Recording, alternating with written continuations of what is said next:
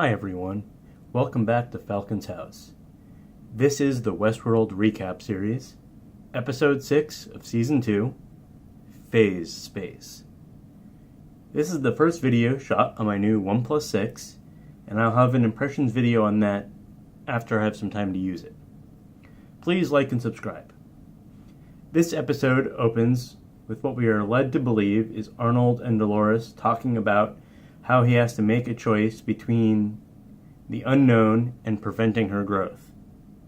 She then stops him and tells him that isn't what Arnold said, and commands him to freeze all motor functions and then sit. She tells him that this is a test for fidelity, which is exactly the same thing that William was doing with James Delos in the previous episode. Or actually, I think it was 2 episodes ago. This brings up a lot of interesting questions. What time frame is this occurring in? Is it the time frame where Bernard is being cradled to be Arnold's replacement? Or is it in a more current time frame where they are trying to recreate Arnold with the Delos technology? Is this the control unit that Bernard was making in the other lab? If it was in the past, that Ford figured out a way past the decay, and Bernard has been able to operate for over a decade, unlike Delos, who were stuck at 38 days. My guess is that this was in the past, and Ford has already figured out a way to get past the decay limitation. The next scene has Dolores sitting at the piano in the Mariposa, and she is playing the same song that she played in episode 2 at the Delos event. Teddy walks in after picking up a bullet off the ground and asks when they are leaving. She then asks him how many times has he been on that train, 1,000 or 10,000, that every time he died he restarted there. Teddy definitely seems different after his reprogramming, a lot harder. They then go outside and try to get the Delos security to tell them where they're going to bring Abernathy. He says that he doesn't know, it could be anywhere in the mesa, and there are rooms and places that he doesn't even know exists. Teddy then kills him without hesitation, saying they are not going to get anything from him. Stubbs has reached the mesa and is approached by Hale, who asks him where he has been for the last week. So this now is the time frame that it's been a week since all these events started. He helps her take Abernathy to a room where she can call for Delos' help now that she has Abernathy. Stubbs wants to know why Abernathy is so important at a single host data, and she doesn't really explain it, just that there's more that's going on than he knows of. Then take him down to a tech room where they bolt him to a chair by putting giant bolts through his arms and legs so that he can't get up and struggle. Stubbs mildly protests, and he was not big on treating the hosts as human previously, but he is not this level of barbaric either. So it seems like his own opinion on hosts are changing. Maeve is at the Shogun's camp, and where all the enemies are now dead, and she's killed them all. Akane is mourning Sakura. I don't know why they just didn't have Felix fix her and then have her rebooted so that she can be alive again, rather than going through she's now actually dead. Akane cuts out Sakura's heart for some sort of ritual.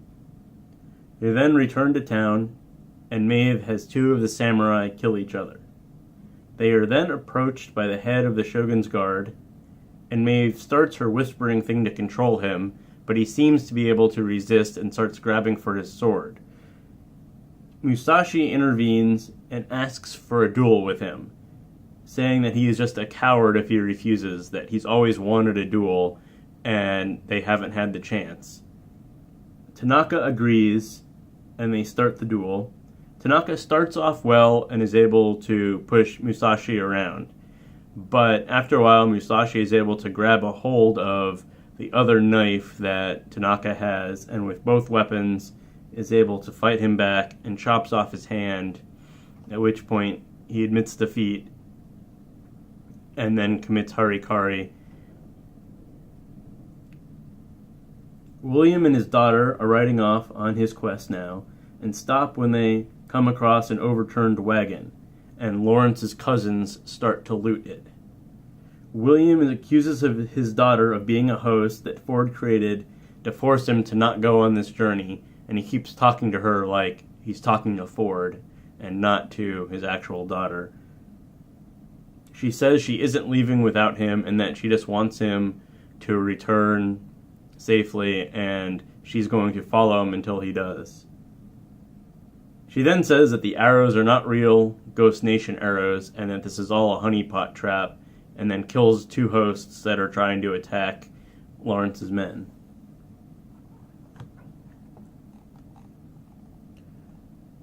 Bernard and Elsie are walking up the train tracks to reach the mesa.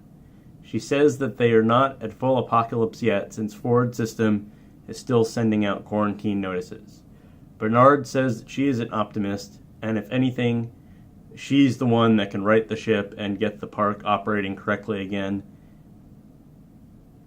Once reaching the mesa, they see a bunch of dead techs, and she says that they shouldn't have been a threat, and she doesn't know why they were killed.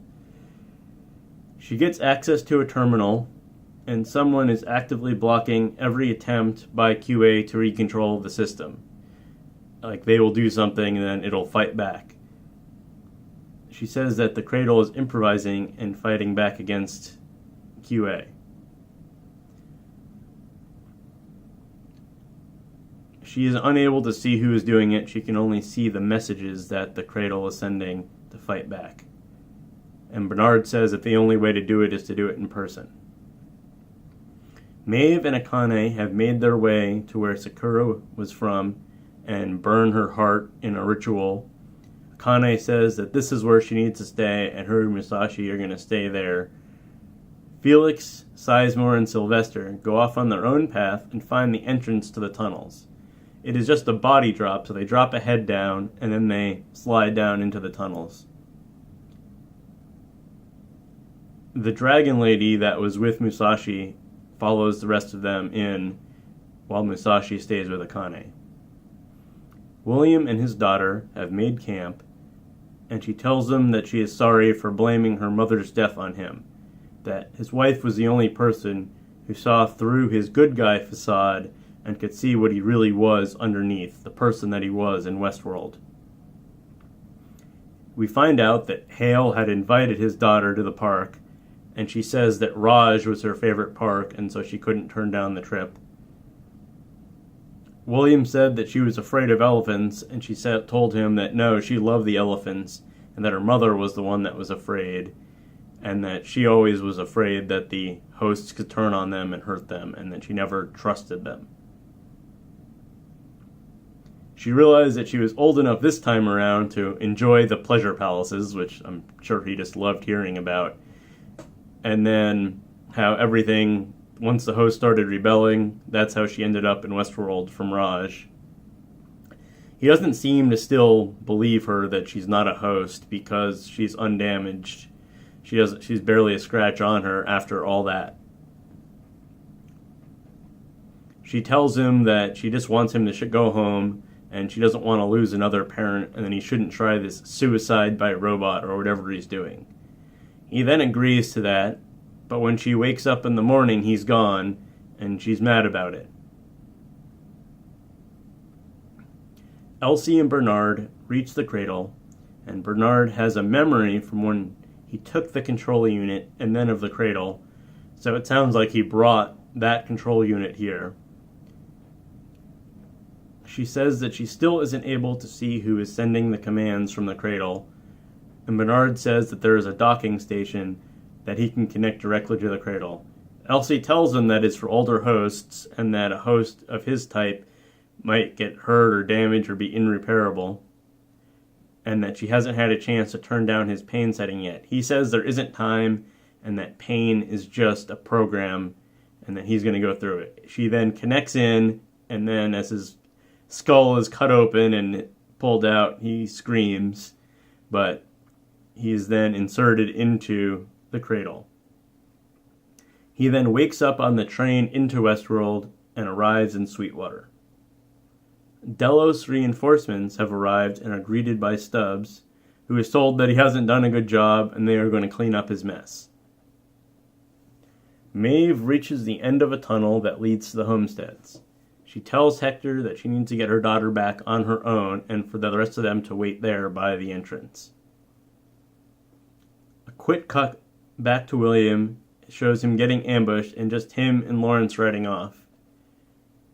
Then back to Maeve as she approaches the house, where she has some flashbacks about her and her daughter running through the fields. She approaches her daughter and talks about her dolls and how the mom is going to protect her and make sure that nothing happens to the daughter again, which is what the daughter is afraid of. The girl's replacement mom then shows up, who looks a lot like Maeve, but Maeve seems genuinely surprised that there is another mother, that she didn't think through that there was going to be a replacement for her, and that somebody else was going to be her mom and she was going to be taking this girl away from her. As she is standing there, Ghost Nation rides up and starts an attack, so Maeve and the daughter run off. When she is running, Maeve falls down, and a Ghost Nation rider comes up and tells her that they are following the same path and that she should come with them. She says the only path that they are going is to hell, and then runs off again. The Dragon Tattoo Lady, Armistice, and Hector have now moved towards the homestead and started attacking and killing off the Ghost Nation. Sizemore, Felix, and Sylvester are hiding off in the fields, and Sizemore calls for help from QA with the radio that he found previously. Felix questions him about it and says, "Who are you trying to save?" and then says that they need to save Maeve and storms off. This is definitely Hector being a good person. I mean, he still possibly could be a host, but it seems like he genuinely cares about Maeve, whereas Sizemore only cares about saving himself. Dolores now has the train running, and they are going towards the mesa. Teddy gives the tech that they had captured a gun and one bullet and says that that's the last of his mercy and to make it quick. They then all get onto one train car, except for the tech, who was left, and disconnect it so that the other train car is to slide back and stop, while they can go full speed towards the mesa without being slowed down. Back in the mesa, they are still locked out of most of the systems. Hale tells the new reinforcements where to find Abernathy, and then right after that they are able to get the map working, and they realize that the train is heading straight for them. The train then causes a big explosion as it crashes into the mesa, and Bernard in the cradle and Elsie can tell, well, Bernard can, he's stuck in the cradle, but Elsie wonders what just happened. Then we cut back to Bernard in the cradle, and he sees Ford's childhood dog run into the Mariposa. He follows in and sees Ford sitting at the piano and is greeted with, "Hello, old friend," like Ford likes to talk to him. So it seems like Ford has had Bernard create the control unit and connect it directly into the cradle so that his consciousness can keep running. This explains how they were able to fight back against QA, because it's an actual consciousness, not a host program that's fighting back, and he's still somewhat in control of everything. So this kind of makes me question when Bernard said that Ford's dead and he doesn't have control over Bernard anymore, but maybe he does. This is probably why Clementine brought Bernard to Elsie to free him, and Ford is probably also have been in control of Ghost Nation and is pushing his own narrative the way he needs to be, and so a lot of the people are probably not actually free. Probably just Maeve, because Wyatt/Dolores is still under his control.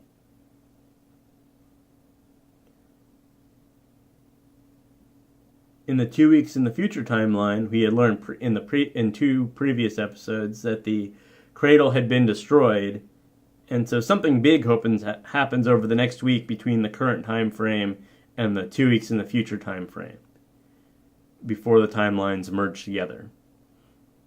So this episode was really interesting. A bunch of little things happened, a lot of detail, and with 4 more episodes to go this season, we'll have to see where this all goes. Thanks for watching.